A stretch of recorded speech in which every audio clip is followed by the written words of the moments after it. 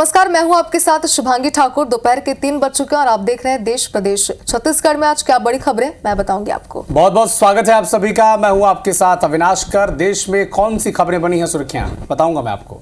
नमस्कार, मैं हूं रचना नितेश और मध्य प्रदेश में कौन सी खबरें बनी सुर्खियां बताऊंगी मैं आपको। तो शुरुआत करते हैं राष्ट्रीय खबर से। एक बड़ा अपडेट सबसे पहले आप तक पहुंचा दें। कांग्रेस की महासचिव प्रियंका गांधी वाड्रा कुछ देर में वायनाड लोकसभा सीट से नामांकन दाखिल उन्होंने किया है और नामांकन से पहले प्रियंका ने रोड शो भी किया। प्रियंका के साथ राहुल गांधी, रॉबर्ट वाड्रा भी मौजूद रहे।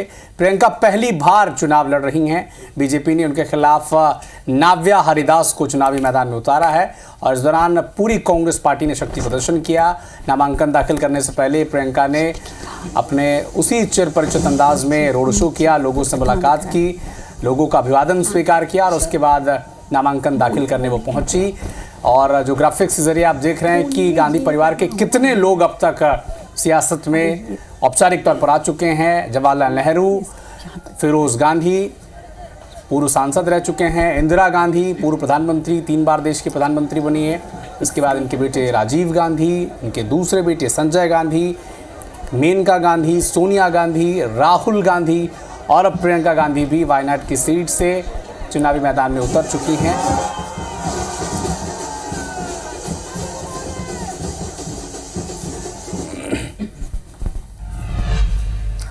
और इसी बीच रायपुर से बड़ी खबर है, जहां कांग्रेस प्रत्याशी आकाश शर्मा कलेक्ट्रेट पहुंचे। बीजेपी प्रत्याशी सुनील सोनी से उनका आमना सामना भी इस दौरान हुआ है और सांसद बृजमोहन अग्रवाल भी इस दौरान मौजूद रहे। आकाश शर्मा ने दोनों के पैर छुए और पैर छूकर आशीर्वाद लिया है। तो आपको बता दें कि नामांकन दाखिल करने के लिए आज पहुंचे हुए थे, जहां पर कलेक्ट्रेट में सबसे पहले आकाश शर्मा पहुंचे और यहां पर बीजेपी प्रत्याशी सुनील सोनी से उनका आमना सामना हुआ।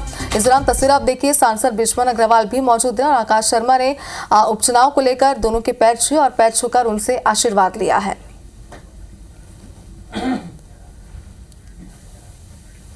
तो राजनीतिक सुचिता की तस्वीरें, हालांकि प्रत्याशी हैं, एक ही सीट पर आमना सामना है। भारतीय जनता पार्टी और कांग्रेस के दोनों उम्मीदवार हैं, लेकिन आकाश शर्मा उम्र से छोटे हैं और पैर छूकर आशीर्वाद लिया न सिर्फ बृजमोहन अग्रवाल का बल्कि बीजेपी के उम्मीदवार सुनील सोनी का भी।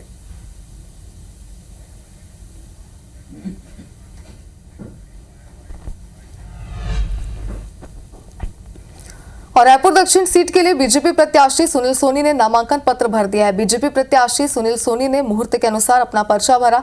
वही नामांकन से उन्होंने पहले पूजा पाठ भी किया। बता दें कि रायपुर दक्षिण उपचुनाव के लिए 13 नवंबर को मतदान होना है, जिसके बाद 23 नवंबर को मतगणना होगी।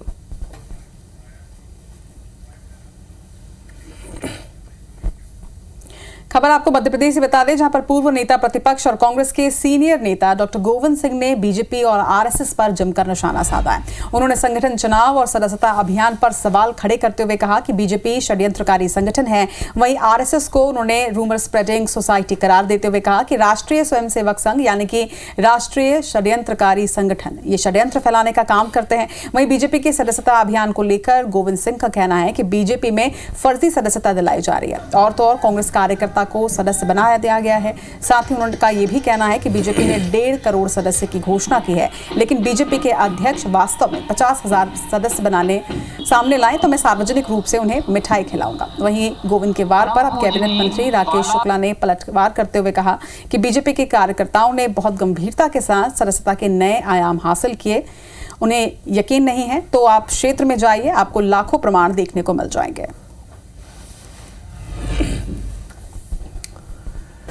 प्रधानमंत्री नरेंद्र मोदी के रूस के दौरे का आज दूसरा दिन है। आज ब्रिक्स देशों की बैठक होगी और साथ ही प्रधानमंत्री मोदी चीन की राष्ट्रपति शी जिनपिंग से मुलाकात भी करेंगे और इस दौरान द्विपक्षीय बातचीत भी होगी। 2022 में बाली में हुए G20 सम्मेलन में 2 साल बाद आज दोनों देशों के नेताओं के बीच मुलाकात हो रही है, जबकि दोनों देशों के बीच द्विपक्षीय वार्ता 5 साल बाद होगी। इससे पहले आपको याद होगा 2019 में तमिलनाडु के ममल्लपुरम में प्रधानमंत्री नरेंद्र मोदी और चीन के राष्ट्रपति शी जिनपिंग के बीच द्विपक्षीय बातचीत हुई थी। 2020 में गलवान घाटी के मसले के बाद तनातनी का दौर जारी रहा और द्विपक्षीय वार्ता टलती चली गई। हाल ही में दोनों देशों के बीच सीमा विवाद सुलझाने को लेकर दोनों देश आगे बढ़ रहे हैं। LAC पर गश्त को लेकर समझौता भी हो चुका है और भारत और चीन दोनों ही ने इस पहल का स्वागत किया है। इससे पहले कल रूसी राष्ट्रपति व्लादिमीर पुतिन ने पीएम मोदी का स्वागत किया और दोनों राष्ट्राध्यक्षों के बीच बड़ी गर्मजोशी के साथ बातचीत हुई। राष्ट्रपति पुतिन ने कहा कि भारत और रूस के बीच संबंध इतने मजबूत है कि उन्हें लगता है कि पीएम मोदी बिना ट्रांसलेटर के उनकी बात समझ लेते होंगे।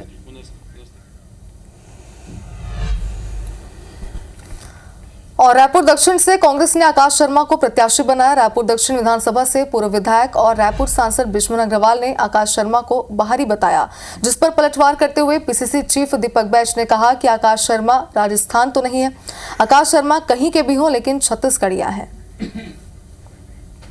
तो आपको बता दें कि इस पूरे मामले को लेकर लगातार बयानबाजियां जारी है। बिश्वन अग्रवाल ने जहां अपना बयान दिया, उसके बाद लगातार इस पर प्रतिक्रियाओं का दौर जारी है।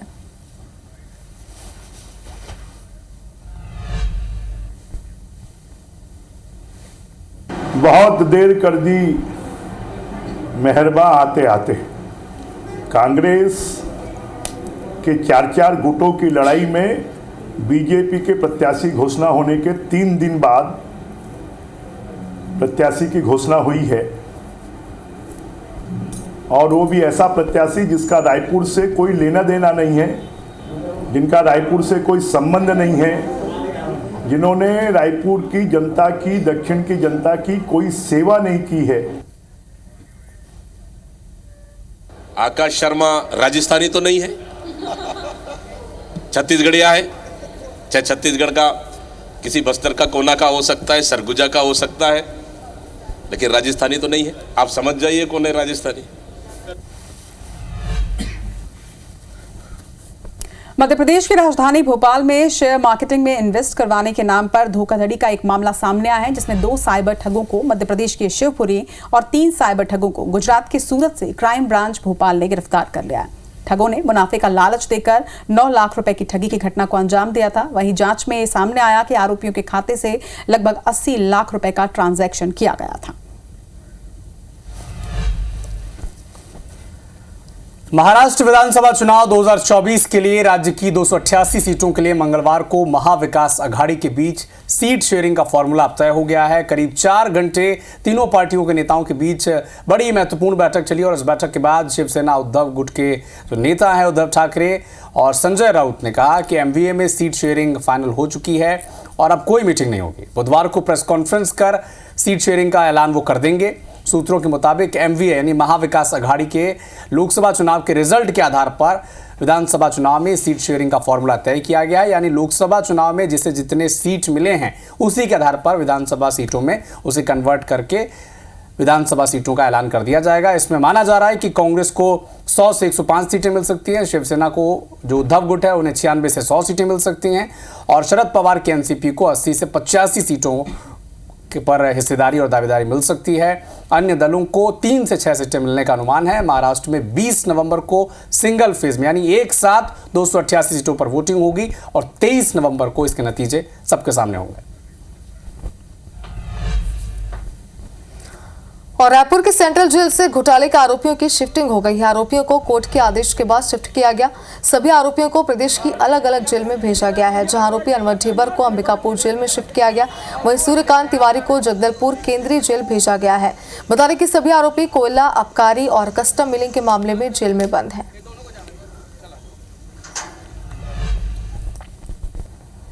समाजवादी पार्टी के मुखिया अखिलेश यादव के जन्मदिन के मौके पर समाजवादी पार्टी कार्यालय के बाहर बड़े बड़े पोस्टर लगाए गए। लखनऊ में समाजवादी पार्टी के दफ्तर के बाहर जो पोस्टर लगते हैं वो अक्सर चर्चाओं में रहते हैं। कभी अखिलेश को देश का भावी प्रधानमंत्री बता दिया जाता है तो कभी उनकी पत्नी डिंपल यादव को यूपी का अगला मुख्यमंत्री बताया जाता है। ये पोस्टर भी लग चुके हैं, लेकिन इस बार जो पोस्टर चर्चाओं में है उसे संत कबीर नगर के सपा नेता यानी समाजवादी पार्टी के नेता जयराम पांडे ने लगवाया है और उन्होंने अखिलेश यादव को फोटो के साथ पर लिखवाया है कि 27 में सत्ताधीश।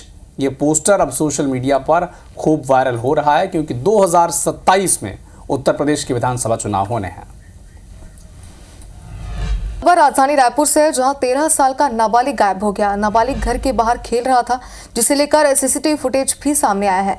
इसके बाद से परिजनों का रो रो कर बुरा हाल है। वहीं पुलिस मामले की जांच में जुट गई है। पूरा मामला टिकरापारा थाना क्षेत्र का है। खबर मध्य प्रदेश के बैतूल से, जहां एम्बुलेंस में झाड़ फूंक से इलाज का एक वीडियो सामने आया है। एम्बुलेंस में एक तांत्रिक झाड़ फूंक करता साफ तौर पर देखा जा सकता है। सांप के काटने के बाद युवक इलाज के लिए एम्बुलेंस से अस्पताल जा रहा था। इस बीच तांत्रिक झाड़ फूंक करने लगा। एम्बुलेंस चालक ने इसका वीडियो बनाकर अधिकारियों को भेजा है, जिसके बाद युवक को इलाज के लिए अस्पताल में भर्ती कराया गया। फिलहाल तांत्रिक पर कोई कार्रवाई की जानकारी सामने नहीं आई है। पश्चिम बंगाल की ममता सरकार ने मंगलवार को राज्य स्तरीय टास्क फोर्स का गठन किया है, जो राज्य में डॉक्टर्स और स्वास्थ्य कर्मियों की सुरक्षा सुनिश्चित करने के साथ सर्विस की क्वालिटी में भी सुधार करेगी। सरकार ने एक नोटिफिकेशन में इसकी जानकारी दी है। मुख्यमंत्री ममता बनर्जी ने हड़ताल कर रहे जूनियर डॉक्टर्स से इस टास्क फोर्स के गठन का वादा किया था। चीफ सेक्रेटरी मनोज पंत इस टास्क फोर्स के अध्यक्ष होंगे और इस टास्क फोर्स में सीनियर और जूनियर रेजिडेंस डॉक्टर से 2 प्रतिनिधि, स्टूडेंट्स की तरफ से 1 महिला प्रतिनिधि और state level complaint resolution committee से 1 प्रतिनिधि भी होगा। बांग्लादेश में प्रदर्शनकारियों ने कल देर रात राष्ट्रपति भवन बंगा भवन को घेर लिया और राष्ट्रपति मोहम्मद शहाबुद्दीन के इस्तीफे की मांग की। प्रदर्शनकारियों ने बंगा भवन के बाहर मोर्चा संभाल लिया और राष्ट्रपति के इस्तीफे की मांग करते हुए नारे लगाने भी शुरू कर दिए, जिसके बाद सेना ने बैरिकेड लगाकर उन्हें रोक दिया। जबलपुर में ऑर्डिनेंस फैक्ट्री विस्फोट के मामले में रक्षा मंत्रालय की हाई लेवल कमेटी अब आगे की जांच करेगी। इसके लिए एम्यूनेशन इंडिया लिमिटेड के सीएमडी देवाशीष बनर्जी जबलपुर पहुंच चुके हैं। सीएमडी ने अस्पताल पहुंचकर घायल कर्मचारियों से मुलाकात की, उनका हालचाल जाना। आपको बता दें कि ब्लास्ट में 2 कर्मचारियों की मौत हो गई थी, वहीं कुछ कर्मचारी घायल भी थे। कर्नाटक में भारी बारिश के चलते बेंगलुरु में मंगलवार को एक निर्माणाधीन 7 मंजिला इमारत ढह गई। इसमें 5 लोगों की मौत हो गई। मलबे के अंदर 21 लोग फंसे हुए थे, जिनमें से 13 लोगों को बचा लिया गया, लेकिन 3 लोग अब भी मलबे के नीचे दबे हुए हैं। एनडीआरएफ की टीम ने मलबे में दबे लोगों को निकालने के लिए रात भर रेस्क्यू ऑपरेशन चलाया। बुधवार सुबह डॉग स्क्वाड की टीम को भी बुलाया गया। मलबा हटाने के लिए टीम ने बड़ी मशीनें भी मंगवाई हैं। तो फिलहाल इस बुलेटिन में इतना ही, लेकिन देश और दुनिया के साथ एमपी और छत्तीसगढ़ की हर अपडेट के लिए आप जुड़े रहिए हमारे साथ। हम सभी को दीजिए अनुमति। नमस्कार।